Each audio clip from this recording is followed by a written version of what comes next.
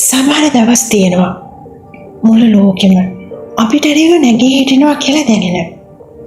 හිතන්න සැලසුම් කරපු හැමදේම ඇස් පන අපිටම සුණු විසින වෙලා යනකොට විශ්වාස කරපු හැම මනුස්සයෙක්ම පිටුපාල යනකොට හිත ඇතුලෙන් මෙනේ මහා පාළුව ඒ මහා වේදනාව ඔයාට ඒක දැනෙලා තියෙනවද?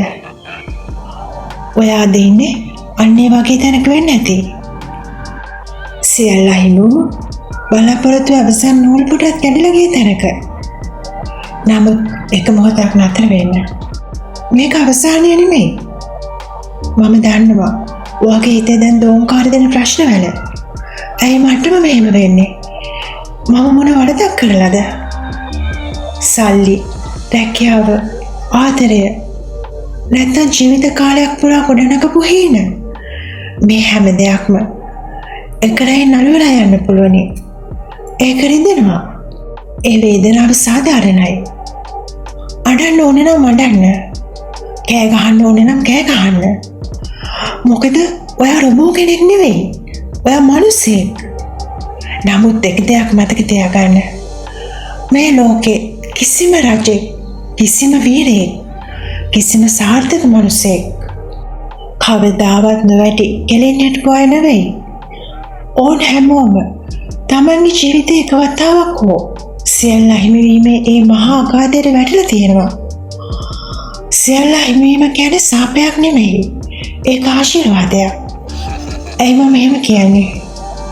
ඔයාට හැමදේම අහිමුණු දවසට ඔයාට අහිමි වෙන්න තව කිසි දෙයක් ඉතිරි වෙන්නේ නැහැ. ඒ කියන්නේ ඔයාට අහිමි වෙයි කියන බය ඔයාගේ ජීවිතයෙන් සදාටම අහිමි වෙලා යනවා. ඔයා දන්නවද? බය නැති මිනිසෙක් තරම් බලවත්, බය නැති මිනිසෙක් තරම් භයානක තවත් කෙනෙක් මේ ලෝකේ නැහැ. හැමදේම නැති වුණු තැනකයි අලුත් උපතක ආරම්භය තියෙන්නේ.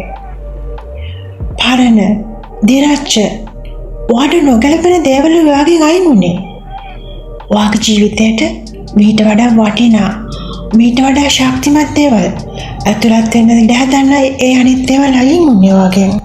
දැන් නැති වැඩි හිටි කාලේ අවසන්. ඔයා කවුද කියලා තීරණය කරන්නේ ඔයා වැටුණු වාර ගණන නෙමෙයි. ඔයා නැගිටපු වාර ගණනයි. නැගිටින්න.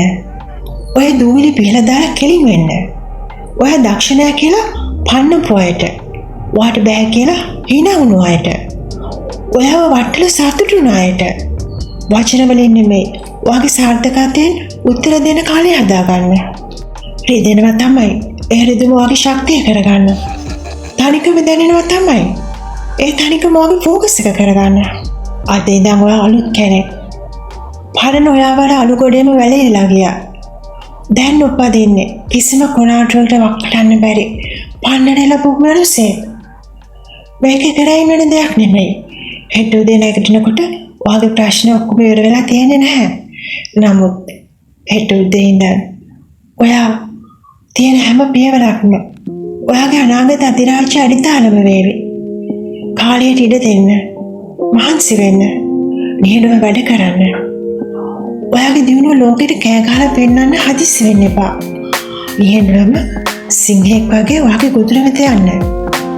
සියල්ල අහිමි දිනක මතක තියාගන්න. ඔයාට ඔයාව අහිමි වෙලා නැහැ. ඔයා ඇතුලේ ඉන්නේ නොසැලෙන මනුස්සයව අහිමි වෙලා නැහැ. නැගිටින්න. ලෝකේ බලාගෙන ඉන්නවා. ඔයාගේ නැවත පැමිණීම දකින්න.